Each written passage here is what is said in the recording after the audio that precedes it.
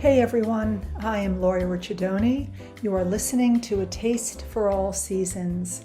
This is a cooking, a cultural, and an inspirational way for us to explore the world of food with the philosophy of eating with the seasons. Seasonal foods generally have more vitamins, minerals, and flavor than foods that are picked before they're ripe. Nature in its divine wisdom will always let us know when something is ripe and ready with its bright colors and fragrant smells. You are listening to WPVM LP 103.7 FM in Asheville, North Carolina. Welcome. My guest today, whom I will introduce shortly, inspired me to go back in time to see how my family table growing up, which was a seasonal table, translates into my cooking today. And I think that we could all relate to having food memories, hopefully that bring us some comfort. That certainly was the case in my family, and brings us back to a place and time. Whether it was a favorite dish that your mother, your father, or your grandmother prepared. What came into my mind was my grandmother's eggplant parmigiano. I think partly because it's starting to appear at the farmer's market right now. And also, my guest today and I were talking about eggplant, and he was sharing how his family, he also comes from a Southern Italian heritage, as I do, and we were kind of comparing notes on eggplant. And there are so many different ways to prepare eggplant. Eggplant parmesan is just one traditional way to do it. So, we have to just open our minds to certain ingredients and be open to pairing them with things that might seem counterintuitive. As always, I will share a recipe with you and some inspirational tips and tricks in the kitchen that I think will make it a lot easier and can create some new inspiration. So if you are a curious cook and eater, you will want to stick around. So go grab a cup of tea or coffee and join me on this scrumptious journey through food. Here with me today is one of my personal favorite farmers here in Asheville, Gaelan Corizine. Do I say that right? Corizine. Yeah, you got it. Okay, of Green Toe Ground Farm. Before I bring him to the microphone, I just want to tell you a little bit about him. Gaelan has been working on farms since he was 12, and having traveled extensively on several continents, food, agriculture, and human interaction continue to fuel his work. Having spent the last 20 years as a co-conspirator with his wife and two beautiful daughters, I love that, co-conspirator, at Green Toe Ground Farm, it has honed his passion for creative thinking, social justice, and his ancestral Italian food ways. I love that. All right. Hey, Gaelan, thanks for coming on the show. Of course. My pleasure. How you doing today? I'm good. I'm dirty, but I'm good. Well, dirty, you work on a farm. Exactly. You're on the farm. So if you weren't dirty, I'd think you're slacking or something. I liked the way that you said that working on the farm has honed your passion in your ancestral Italian food ways. So I'd like to dive kind of right into your Italian heritage, if that's okay with you, and, sure. and how you bring that history into farming. Well, my Italian heritage has always been like a seminal place that kind of lives in my center. Ever since I was little, my grandparents, especially my paternal grandma, was a very, very, how do you say it? Just a very, very big driving force in my life in terms of her attitude and how she was and her pride in being Italian. And her and my great aunt both came from Basilicata near Naples in Italy when they were younger. And when I was a teenager, I got the chance to go to Italy for the first time, and it kind of just like blew something wide open in me and made me realize that I belonged to this place, even though I didn't know it so much. And so I learned Italian, and we visited our ancestral village, and they were farmers. And so it just kind of like it's giving me goosebumps right now. I have goosebumps too. So, Yeah. And so like when I had a family of my own, many years were passed in between, but when I had a Sure. family of my own, you know, I was like, wow.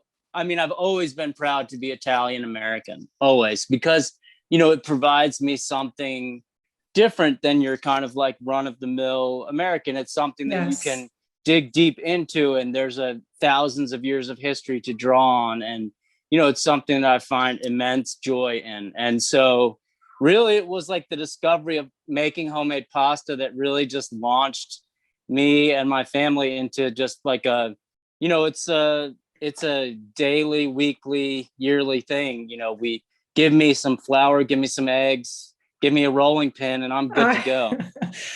I have my grandmother's rolling pin, which I Oh, inherited. wow. It's yes, which I don't know how old it is. It's probably over 70 years old, and I still roll Wow. out.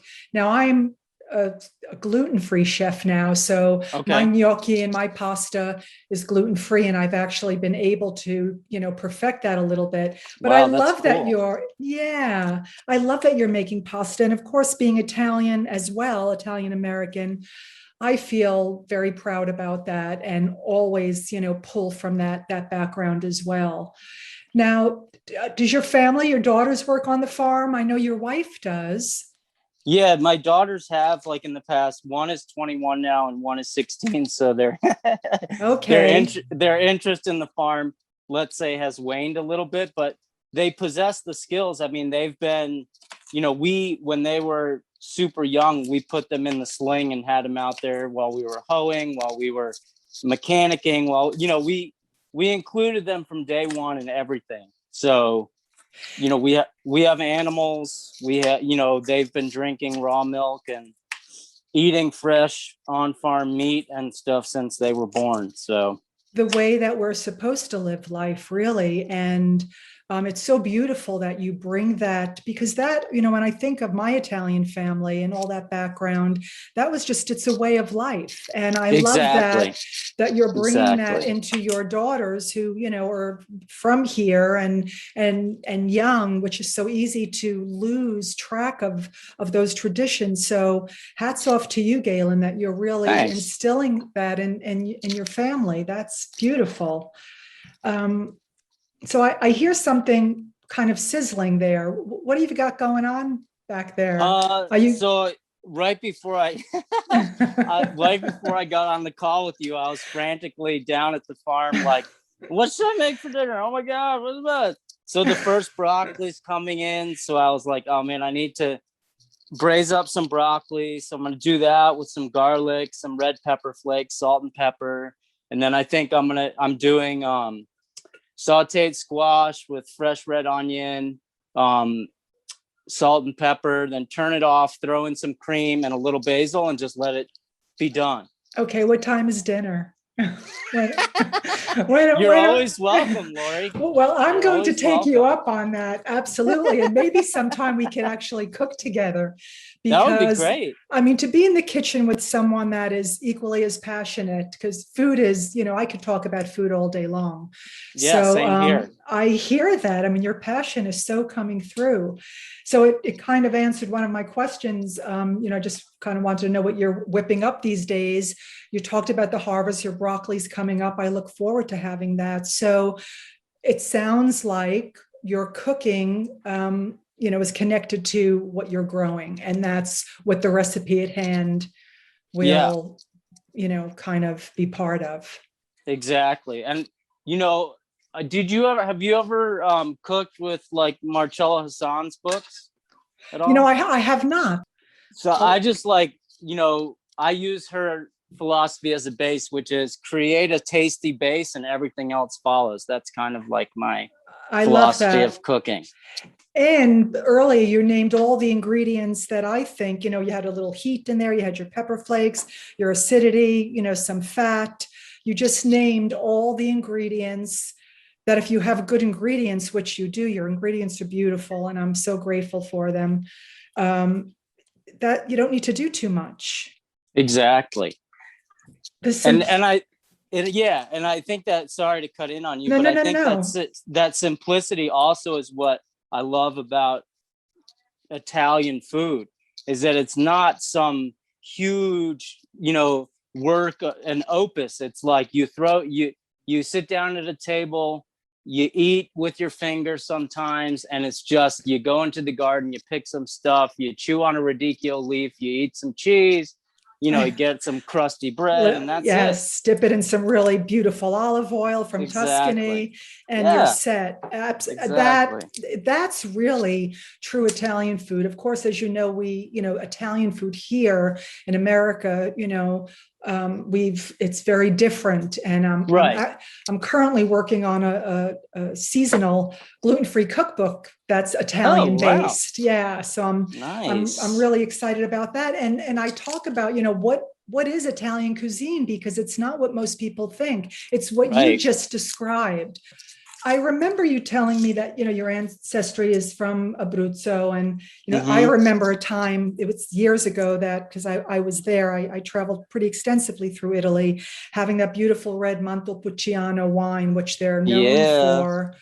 And are there any dishes that your family, like a family heirloom recipe, might be a secret, I don't know, that you continue to make, that you've taught your daughters how to make, and that you just really have brought with you throughout the years of cooking? I mean, honestly, it sounds funny, but my what you said before spoke to my family's relationship with Italian food in America. So Grandma Carmela's meatballs is kind of like the family, and her dadals as well My are grandmother's both. name was Carmela as well. I'm No interrupting, way, but really? way, yes, What? Carmela. I know. Mm. I know. Okay, carry And, on. and so like that's that, and then like a good, like, I really learned how to make carbonara from my Mm, family too, even though it's not specifically regional. Somehow the family sure. took it on as a favorite, and so I learned that as well. And then my grandpa, of course, was a huge eggplant parmesan fiend, so he would, every time the family would get together, he'd whip up tray upon tray. And so I learned, I'd sit there like slicing the eggplant and putting it in the salt water, and like, it was amazing. It's always been, it's something, I think, like, for me, it just captured my imagination early on, and has never let me down since. So I got the chills again, because I so relate to that. My dad was a Northern Italian chef, and I grew up in New York. And our family had a love affair with food. Carmela, my grandmother, had 11 children. oh my gosh. Yeah, my father was the youngest. So I relate to everything that you're saying, and it's just beautiful. You're, bringing me down memory lane to connect with someone that has that same background. Now, two questions. One, Yeah. do you put cream in your carbonara? As of now, no. Okay, good. Yeah. Well, a true, they don't put cream in the carbonara in Italy. Rome No, is kind of exactly. where, and so we haven't kind of changed that as well here. Now, on the Yeah. eggplant, did he use breadcrumbs, or was it just the Parmigiano? Because Southern food is, or can be, a little heavier than Northern cuisine Yeah, in yeah. Italy. No, he straight up fried it. He didn't dredge it in anything. And then some fresh mozzarella, Yep, fresh exactly. fresh tomatoes. Mm-hmm. Yeah. And that Now, was like, his family, you probably know this. His family was one of those families in Astoria, Queens, that, like, they made all their own soppressata in the basement, and oh they gosh. they made all the wine, and people still do that. It's like, Yes, they you do. know, Do you know I anyone here that does that you have no, a connection I with? I wish, man. I mean, that would be like my biggest dream, to find someone who who I could hop in on that with. Do you do most of the cooking in your house, Gaelan? At this point, yeah, but Nicole and I, my wife, we've shared it pretty well over the years. I just happen to have like a gut, I have the zest for everything that, she does too, but I think I get a little more excited about it. I could hear you're finishing a dish is kind of what my intuition is telling me. Are you finishing your squash right now? And Funny, I love that you're cooking while we're having a conversation. funny enough, weird, funny story. My pepper grinder broke, so I'm actually grinding peppercorns with the butt of my favorite knife. Okay, that's another way to do it. I love it. And I too, I kind of make my peppercorns, I grind them down as I use them because there's nothing like fresh ingredients. Exactly. And so I love that you're doing that. Okay, a little gusto there with the black pepper, and soon dinner's going to be ready. So I see that you've traveled extensively. Yeah. Is there a place that outside of Italy, it sounds like really had, tremendous impact on you, Yeah. that had a really big impact on you and Yeah. in terms of flavor profile, spices, and that was kind of life altering, that like an aha moment that you really bring into your cooking and your lifestyle today? That's a great question. That is a great question because I love to talk about it. And yes, there is.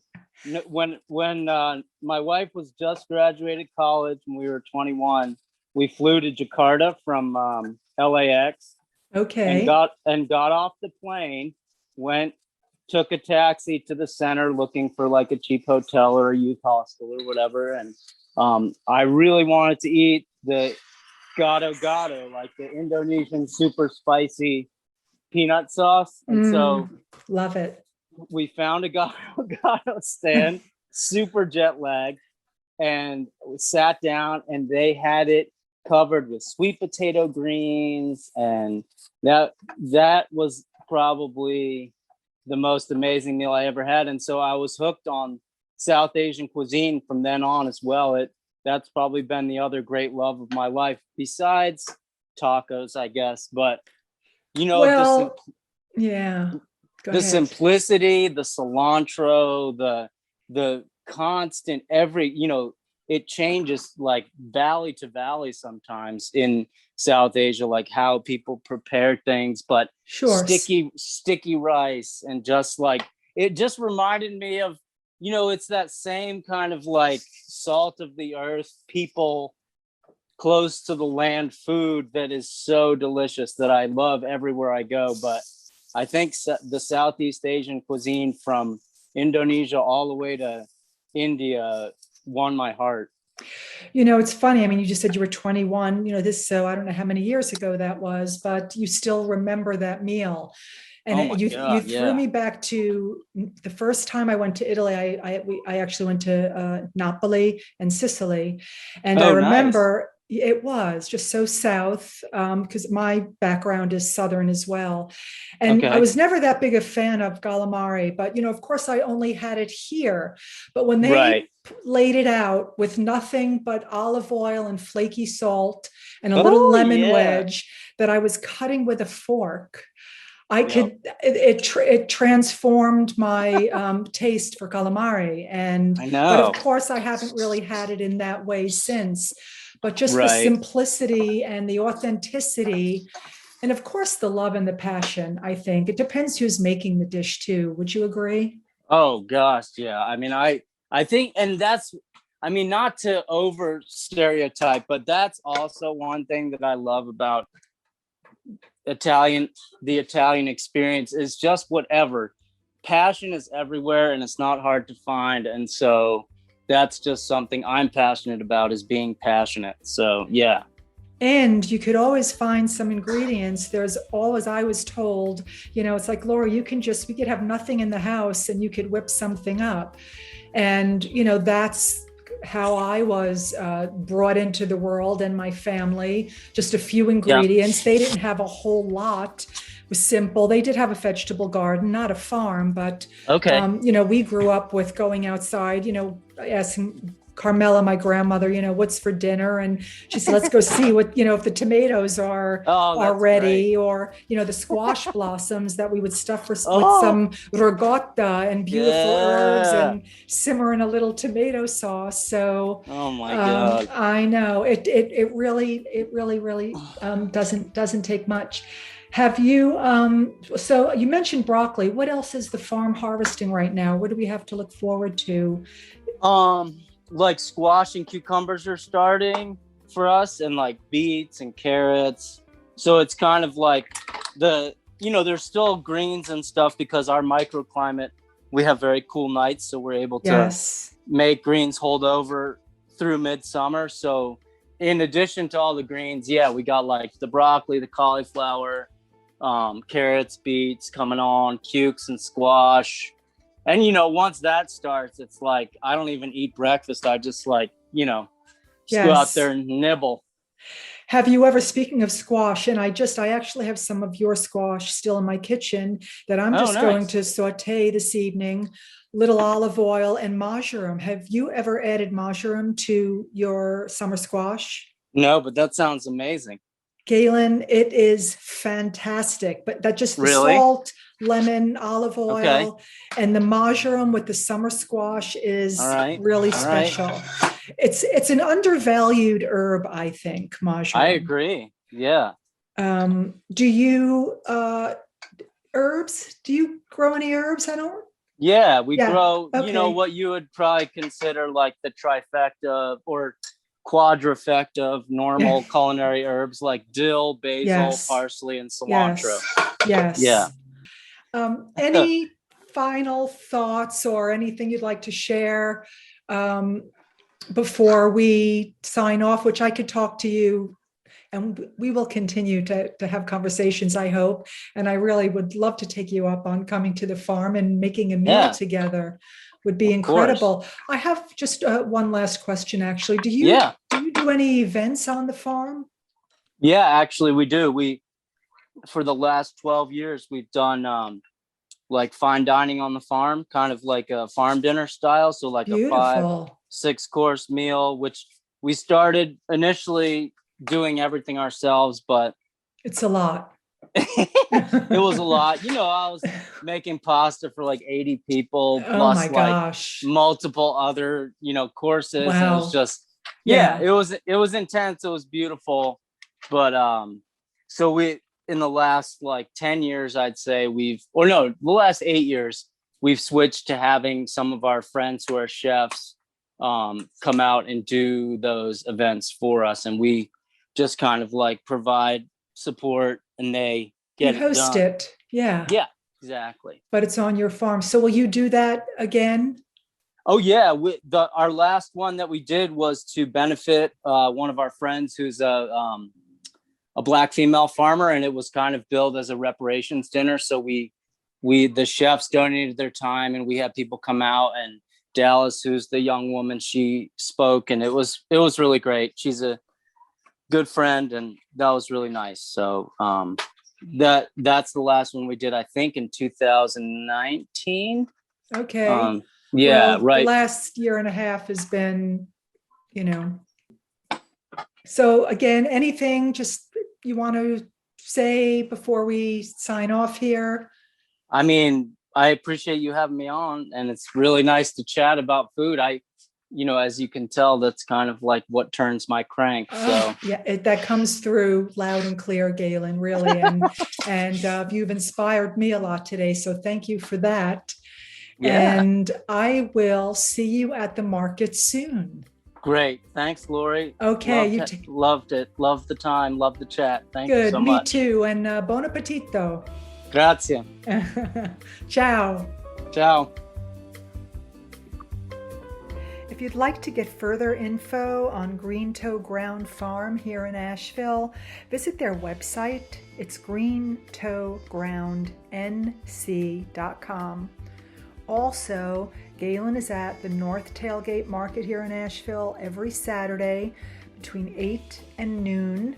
I think it's 7:30 in the summertime, but he'll be there with all his seasonal harvest that will continue, I think, up until the end of November, maybe into a little bit of December. So go visit Gaelan with all his beautiful produce that he grows with passion and love. I always like touching on the history, the background of an ingredient. And we're looking at eggplants today. Melanzane is what they are called in Italy, and they are a staple of southern Italian cooking.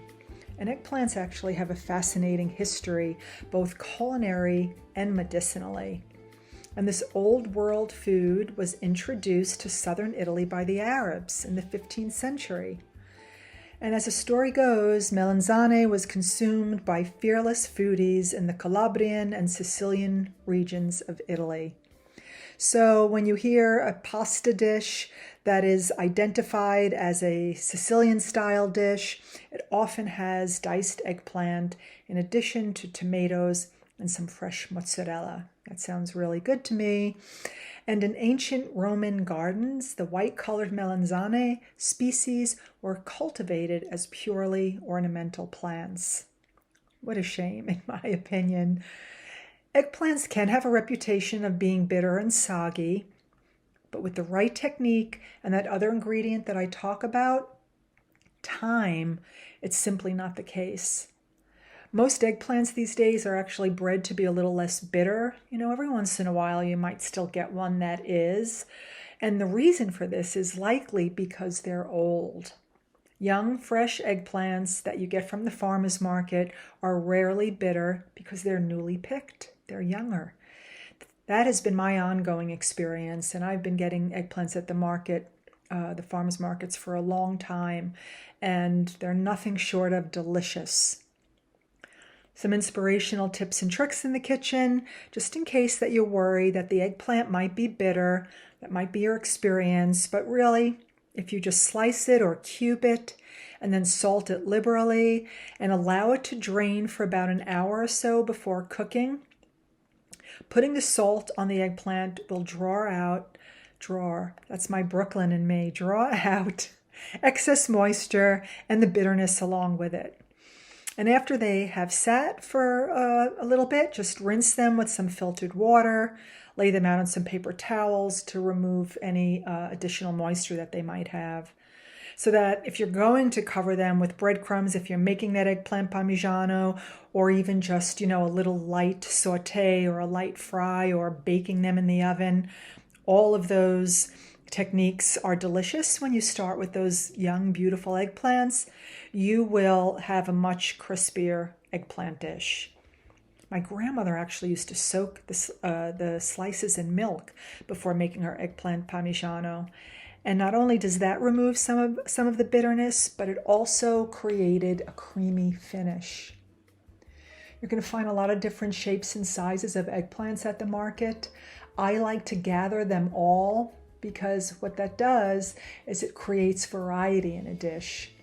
Also gives it beautiful texture, color, shape, so that it makes for just a more interesting platter. Eggplants are also high in fiber and low in calories. I'm going to share a little simple summer recipe. It's a modern pairing of eggplant. So eggplant and grilled peaches or even fresh peaches, a match made in heaven. The full recipe for the eggplant and figs, eggplant and grilled peaches are on my website, laurierichardoni.com, along with many delicious gluten-free seasonal recipes for every meal and mood. Well, I trust you got a bit of kitchen inspiration today and you will create something with these beautiful eggplants. I would like to extend a sincere thank you to all you listeners. I know that you really, have taken the time to listen to the show today, and I really appreciate it. And as always, I like to thank Davine Dial, who really makes this show possible. Join me on Saturday, August 28th at 11 a.m. on WPVM LP 103.7 FM in Asheville, North Carolina, as we continue the expedition of seasonal cooking. I would like to leave you with a final thought. Food for thought. No one is born a great cook. One learns by doing. And my guest was a beautiful example of that. His memory of watching his grandfather cook, his job slicing piles of eggplant, laying it down in salted water, getting it ready for its destiny of eggplant parmigiano. Eggplant is in season right now, so go gather a couple or many, and make your own version of a dish with these beautiful aubergines. And if at first it doesn't turn out the way you would have liked it to, you can try again tomorrow. Buon appetito!